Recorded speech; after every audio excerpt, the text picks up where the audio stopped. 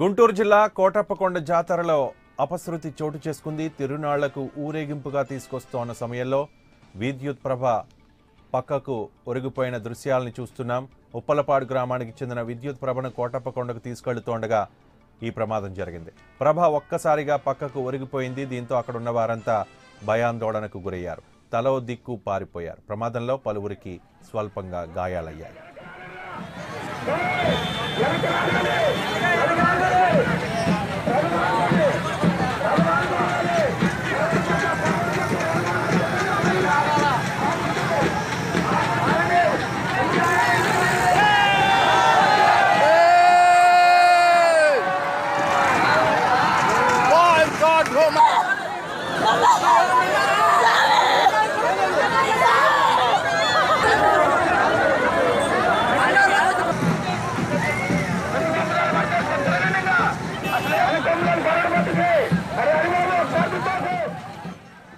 గుంటూరు జిల్లా కోటప్పకొండ జాతరలో అపశృతి చోటు చేసుకుంది. తిరునాళ్లకు ఊరేగింపుగా తీసుకొస్తున్న సమయంలో విద్యుత్ ప్రభ పక్కకు ఒరిగిపోయింది.